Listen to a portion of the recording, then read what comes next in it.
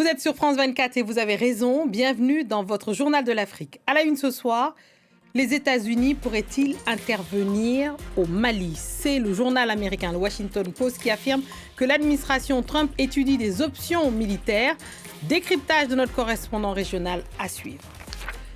À la une aussi, les djihadistes de l'ADF ont tué une vingtaine de personnes dans l'est de la RDC. C'est une milice liée à l'État islamique. Ceci alors que Ebola progresse dans la région. Nous irons sur place dans cette édition. Et puis, il est le premier créateur d'Afrique subsaharienne à avoir intégré le calendrier officiel de la haute couture parisienne. Mais derrière les défilés et les robes d'exception, il y a aussi une histoire de transmission, d'identité et de résilience. Dans Grande Couture, le styliste camerounais Iman Aïssi raconte son parcours hors du commun et livre sa vision d'une mode africaine qui puise dans ses propres héritages pour mieux conquérir le monde. Les États-Unis pourraient-ils intervenir militairement au Mali? C'est en tout cas ce qu'affirme Washington Post, selon lequel l'administration Trump étudie plusieurs options face à la montée en puissance du JNIM. Aucune confirmation officielle de Washington et Bamako n'assure n'avoir reçu aucune information.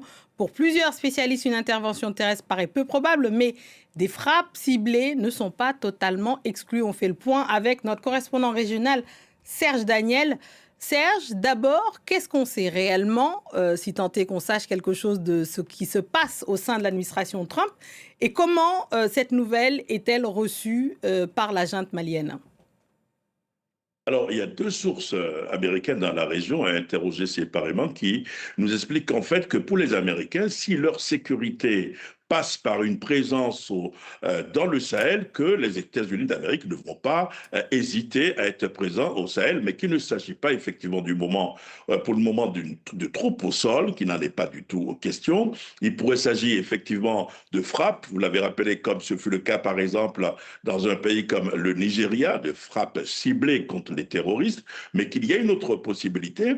L'autre possibilité, c'est le partage d'informations. Vous vous souvenez, nous sommes en juin, le 3 juin 2020, les forces spéciales françaises dans le nord du Mali mènent une opération pour tuer le chef d'Al-Qaïda au Maghreb, Drogdel, vous vous souvenez à l'époque, mais ces forces françaises avaient reçu des informations de la part des Américains. Donc, partage d'informations possible. On en est là.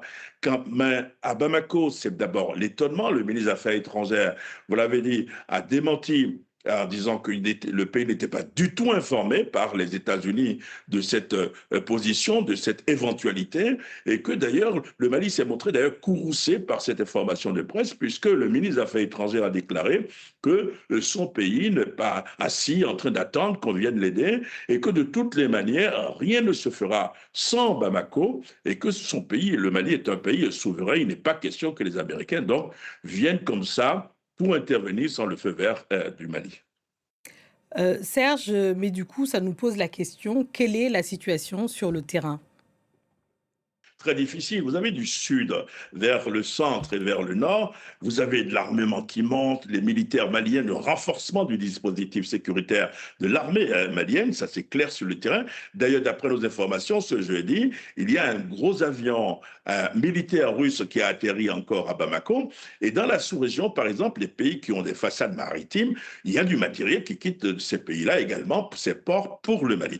De l'autre côté, vous avez les rebelles indépendantistes du Front de libération de l'Azawad, vous avez les djihadistes, deux groupes de djihadistes qui sont en train de s'armer davantage dans le nord du Mali, qui renforcent leur position, un peu comme si chacun s'apprête, se dit, il vaut mieux qui veut la paix prépare plutôt la guerre. Absolument. Merci beaucoup, Serge Daniel, pour ce décryptage. On reparlera évidemment de ce sujet-là, si jamais il s'avère évidemment exact toutes ces informations. Merci beaucoup, Serge Daniel.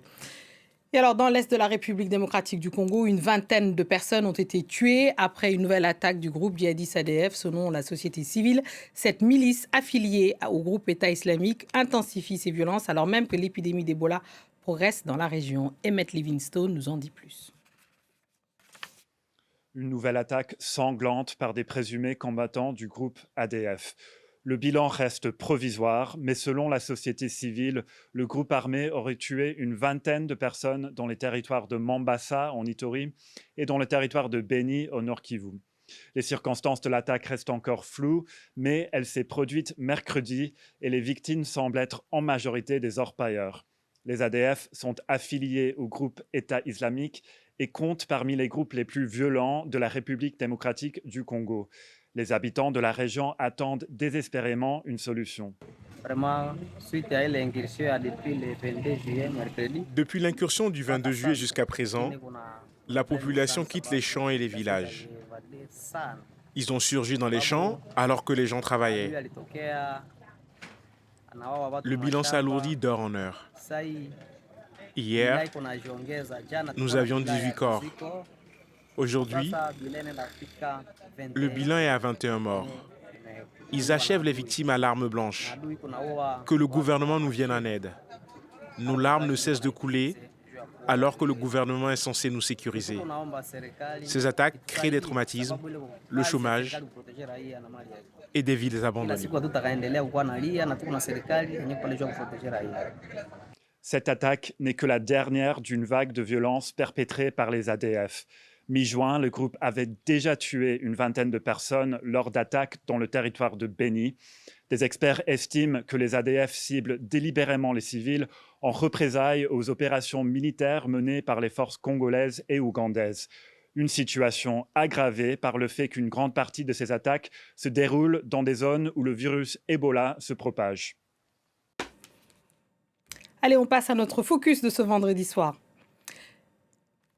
Longtemps, la mode africaine a été enfermée dans quelques clichés. Iman Aïssi s'emploie depuis des années à les déconstruire. Premier créateur d'Afrique subsaharienne admis dans le très select calendrier officiel de la haute couture à Paris, il défend les savoir-faire textiles du continent bien au-delà du seul wax qu'il ne peut pas voir en peinture. Vous le verrez dans son livre La grande couture, édité par Débat Public. Il revient sur son enfance au Cameroun, au parcours de danseur, de mannequin, puis de couturier, mais aussi sur ses obstacles qu'il a dû surmonter pour aujourd'hui imprimer sa vision dans ce monde si fermé. Merci Iman Aïssi, c'est un honneur, que dis-je, de vous recevoir sur ce plateau du Journal de l'Afrique. Bonsoir, le plaisir est partagé. Alors, c'est un bonheur de découvrir votre histoire parce qu'évidemment, vous êtes connu, vous avez une carrière aujourd'hui bien installée. Et quand on lit, peut-être peu de gens savent que avant d'être couturier, vous avez été danseur et mannequin et qu'au départ, vous avez surtout un rapport au corps qui est très fort, très impressionnant. Est-ce que c'est ça qui vous a motivé aussi, finalement une continuité entre vos métiers d'avant et celui de couturier? Pour moi, je pense que tout ça est lié. J'ai été danseur, j'étais un premier danseur, ensuite mannequin. Et dans ma famille, il y a la danse, le sport. Mon papa il faisait de la boxe anglaise. Donc, j'ai fait un peu de boxe aussi. Donc, pour moi, le corps était une œuvre d'art vivant. Et aussi, quand on connaît le mouvement corporel, la liberté de mouvement, je crois que tout prend sens aussi. Et on peut danser, on peut s'exprimer, on peut faire les mouvements, on peut faire comprendre certains messages par le gestuel.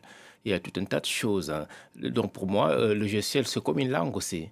On peut parler avec le corps, avec les mimiques du visage, avec les bras, les jambes qui bougent, le torse. Donc le corps, c'est c'est un instrument. Ce livre est présenté comme une autobiographie. Pourquoi avez-vous eu envie aujourd'hui de raconter votre histoire? Je dirais même que c'est un livre de réflexion.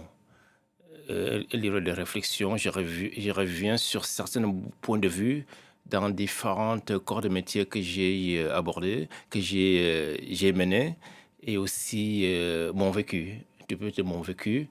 Et c'est beaucoup de questionnements, des questions que je pose, même si j'ai des réponses, je laisse libre aux gens de découvrir. Oui, la forme est très déroutante. Ils verront. D'abord, c'est un magnifique livre. Merci. Très, très bien édité. Il est très beau à voir, très beau à lire, très agréable. Il se lit vraiment très facilement. Merci. Et je crois qu'il y a une souplesse et qui est très libre. Même, j'ai tenu aussi à laisser la liberté des réponses. moi, je me pose certaines questions aussi, même si on le sait. Oui. Mais on pousse un peu le vice jusqu'au bout pour pouvoir un peu se reposer les mêmes questions, de voir jusqu'où est-ce qu'on peut aller, qu'est-ce qui se passe, comment le monde traite ses enfants. Oui. La beauté africaine, la beauté noire commence à évoluer. Absolument. Le luxe, la haute couture, les petites mains qui sont derrière, la presse d'aujourd'hui, la presse de demain et la presse d'hier. Oui, absolument. Il y a tout un tas de choses que que vous défendez finalement. Que je défends. Oui. En même temps, je les titille un peu. Oui, exactement. Vous les titillez, vous êtes un peu taquin. Alors, depuis vos débuts, on va parler de quelque chose qui est important pour les téléspectateurs, mais effectivement, qu'il soit africain ou pas d'ailleurs, c'est la place du wax. Le wax qu'est-ce que je raconte, néerlandais, mais qui vient d'Indonésie, etc., du batik, tout ça, on sait.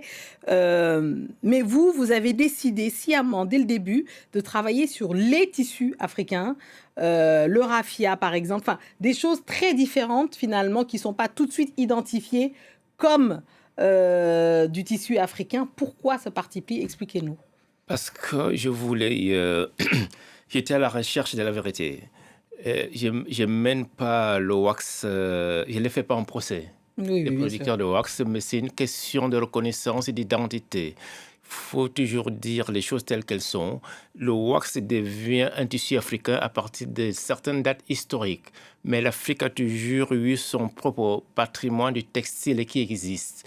Et que les Africains, même on tourne le dos, on s'est accaparé des choses des autres. Donc la faute à qui? La faute aux Africains eux-mêmes. Donc on va fonctionner comme ça, il y aura toujours un souci. Le monde a évolué aujourd'hui, donc les gens sont libres d'acheter ce qu'ils veulent. Mais il ne faut pas oublier que nous aussi, nous devons faire évoluer notre matière. Et c'est là où ça devient intéressant. Si on ne transforme pas nos matières sur place, si on ne sait pas les vendre, si on ne sait pas faire la promotion de nos matières, il y a un problème. Oui, on ne va pas rester éternellement à acheter de ce qui vient d'ailleurs. Il faut consommer et fabriquer et transformer la matière africaine. La matière africaine, c'est très important. Et d'ailleurs, vous êtes devenu le premier créateur africain à rentrer dans ce fameux calendrier officiel de la haute couture parisienne, parce que peut-être les gens ne le savent pas, mais le terme haute couture n'est pas donné à tout le monde. C'est un club très fermé. Tout à fait. Pour vous, est-ce que c'était au-delà de la victoire personnelle, est-ce que c'était une avancée symbolique pour toute une génération? Et qu'est-ce qu'il faudrait pour qu'il y en ait d'autres finalement? Pour qu'il y en ait d'autres, il faut beaucoup de travail. Parce que c'est très sélectif, beaucoup de sérieux. Les gens ne s'en rendent pas compte. Et aussi la mode. La mode, c'est une manière d'être, c'est une culture. Et ça brasse beaucoup de petits métiers qui sont très nobles. Quand on parle de la haute couture, par exemple, une robe très travaillée peut passer de 5, 6, 7 ateliers différents pour la broderie. Ce n'est pas les mêmes qui vont faire la coupe, qui vont broder ou qui vont faire des ourlets ou quoi que ce soit. Il y a plusieurs petites mains pour travailler une seule robe. Et aussi, quand c'est comme ça, on ne parle pas de prix dans le luxe. Le prix, ça se découvre. Donc, selon le temps. J'aime beaucoup cette... voilà, vous voyez un petit aperçu des pics de Imana ici. Précipitez-vous, c'est un très, très bon choix de livre. Vous connaîtrez un peu plus le parcours de ce grand monsieur de la mode africaine à Paris. Merci beaucoup et il nous honore dans tout le monde entier. Merci beaucoup, Imana ici. C'est la fin de cette édition. Merci à tous ceux qui nous ont suivis partout dans le monde, depuis de Yaoundé à Epogo, au parc du Mefou. Vraiment, toutes les beautés qu'offre le Cameroun. Merci beaucoup. Et rendez-vous très vite parce que l'actualité ne s'arrête jamais sur France 24. Donc, restez sur place.